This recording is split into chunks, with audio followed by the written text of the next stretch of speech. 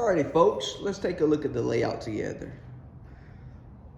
That's a nice little empire, but you can't really see a whole bunch. If you're looking really close, you can see, but there's a lot going on in this empire of this HO scale train, which I'm gonna inform you on a lot that's been going on and what we had to do to Devil Mountain lately, the reason why it's called Devil Mountain, and the problems we had to get it to this point. So let's get started. So getting into things, Devil Mountain, guys, this bitch right here, this thing. If you looked at the older videos, you'll see how I did mention how I used a larger radius on the outside, which is around an 18-inch radius, and it swooped down and choked down into a 15-inch radius. Well, that was a mistake.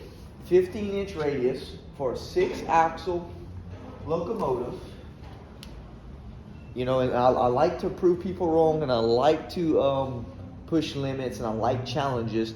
And I tried to turn this on a 15-inch radius, and it just did not work. For it to work, you would have to modify down in the trucks and get this thing to turn over harder, which I'm not going to do. This is an expensive locomotive, which was around $320 for this locomotive, and it just doesn't make sense to take it apart and do that. As I get better and get more involved into this train set, I'll learn a lot more about locomotives. But as of now, again, we had to change it. So I had the trouble on cutting it here, expanding it out, and cutting it over there, and expanding it out, and kind of getting this track looking kind of decent. I didn't want to go through the trouble and peel up a lot of the track, which was fine in this corner. So I left it, and I just connected new track, okay? I learned as I was doing it. Now keep in mind I did N-scale before, but N-scale track is a lot easier to work with in my opinion.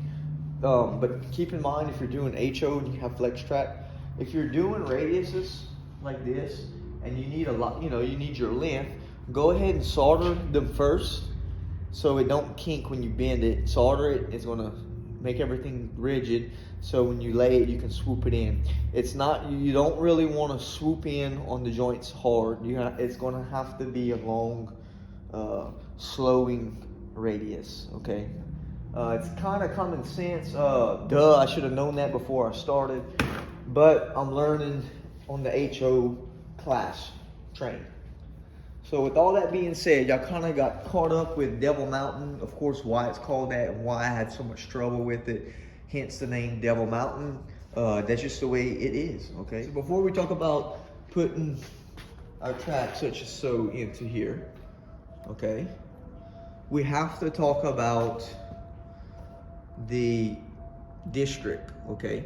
So what I'm gonna do, if this DCC locomotive detracts, if it derails, it has a tendency of wanting to short the board out in the locomotive. If it derails the wrong kind of way, it will short the DCC board or whatever they call it in here. So we don't want that. So what I'm gonna do is I'm going to put this into place, okay? If you can see it, this is going to be a rail insulator. You could cut and gap, but my opinion, you can do that, okay? I mean, a lot of people do it, but it could jump. Fire could jump, and you're not. I want to make sure we're not going to get a short with fire jumping if I want to separate this track. Common sense again. So, Devil Mountain, along with the bridge, from that point of the bridge all in here to this point is going to be a district, okay? And you're going to wonder what a district is. A district is going to be a powered section through the feeder line, feeder wires. Okay, it's every 4 or 5 foot I'm gonna put some feeder wires, and it's going to run to 1156 light bulb, okay?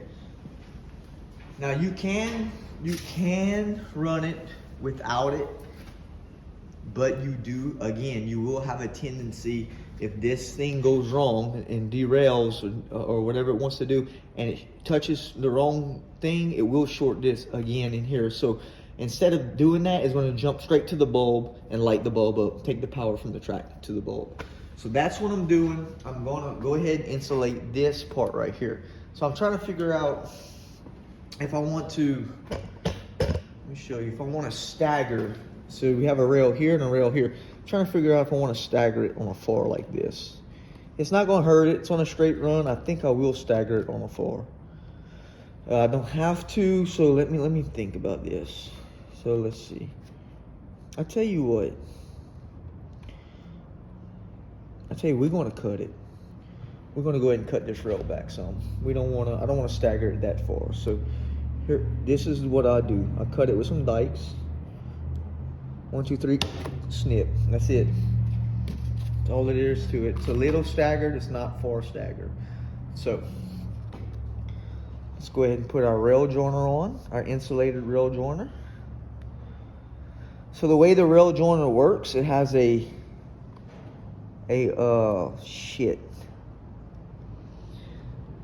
has a plastic seam in the middle, so it allows the two tracks to be fully 100% separated from each other. Again, you can cut, a lot of people do, you know, it kind of saves things, but I'm not doing that. I want insurance, guys. So this tie looks like it's going to be in the way, so let's cut the tie out of the way. Real simple. Boom. I just pulled it apart. There's no need to cut it. You'll see when you put your track together, guys. It's gonna flow in for you.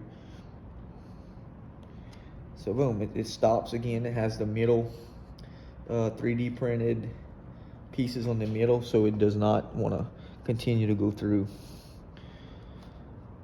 So let's go ahead and see. Boom, done. Slide this track in.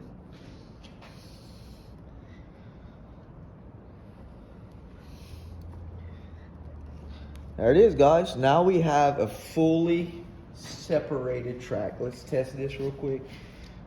How I like to test it, I wish I had power, but of course, we just got the loco, so perfect transition. Can't ask for any better.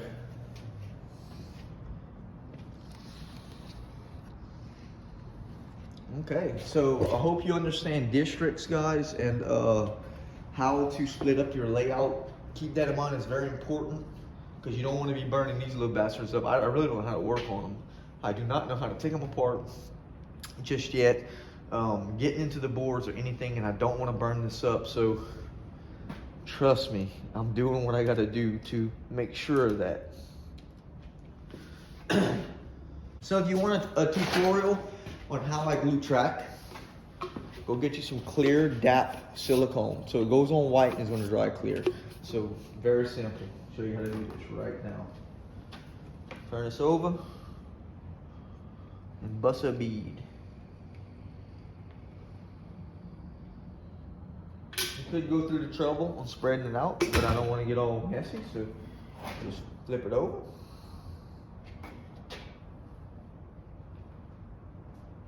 Put the cork in,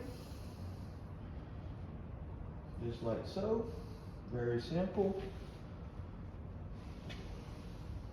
And cork, guys, of course, is going to be for more experienced modeler, and you don't necessarily have to use it, but it's more realistic. So they do have the plastic row bed you can get, and that's just, to me, looks a little toyish, but I mean, a lot of people use it. Of course, it's your layout, you do what you want, and I'm not knocking anybody for what they use. So I'm not projecting that in this manner, okay? I had to spread this one because it didn't go on so nicely. All right, put that right there. I should be using tape to protect my tracks, but I forgot to get some, so don't beat me up too bad, guys. All right, we got this section laid. Now we have to secure the track. Very simple to do. I'm gonna move this out the way and bust some glue.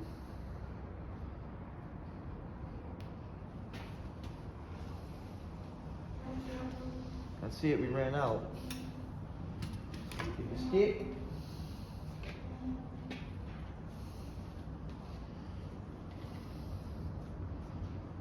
All right, so sometimes, you know, you gotta find stuff to work. So I like to use just a piece of cardboard, like cardstock, like this. Fold it, grab it. Real simple, guys. Very simple. It's like doing a cake.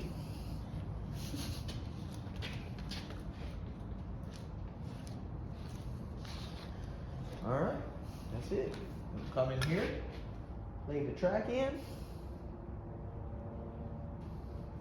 And I gotta bring this in a little bit, so we're going to have to push it over a hair, like so, and get this thing more on the middle, which that'll work.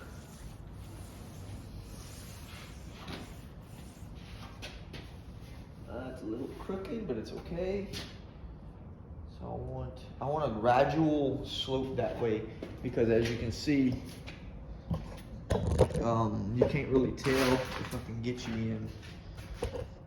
Yeah, I'm gonna put you like this. So of course right here, we gotta keep the locomotive from this because scenery is gonna be going against this. So I really don't have much room.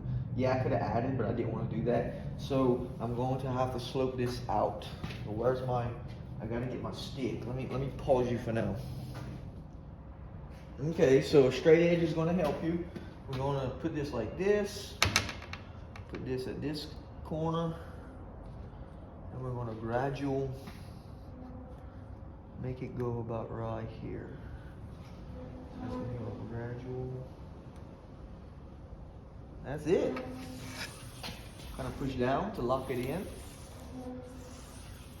and we have a gradual track going back into here. Of course, it's not exactly perfect, but it's close enough for me. Down in here, it's rails, right? It's all open. So from here to here, we have no ties. Again, very simple to do. We have some old scrap tie stuff here laying around. Let me see. This right here.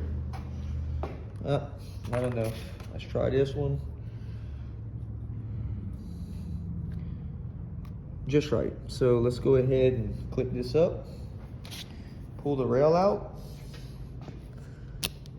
Rail comes out easily. See it right here again.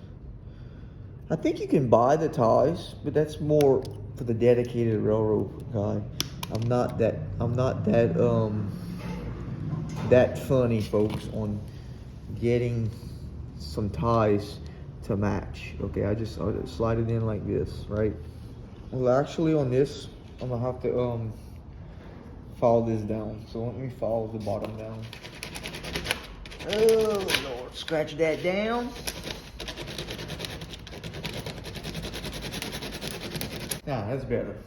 So I had to scratch the little things down because this is such a flat transition. So it just slides in like so. Come on.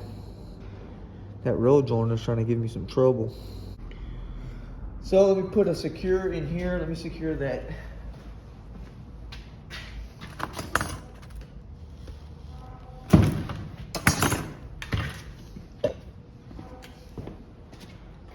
Come right here. Being that's a little up, you can just knock it in like this.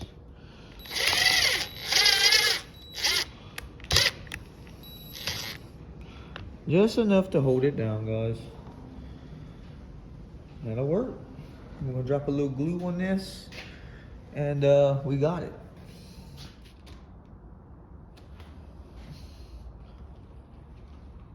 Perfect. Let's make sure the transition works again. Perfect. Good. All right, guys, so that's it for the tutorials on what I got in the video. I'm not trying to put these videos too long. I'm just trying to share what I do. If you like, please hit the subscribe button and comment, and follow along for more updates. Catch you on the next one.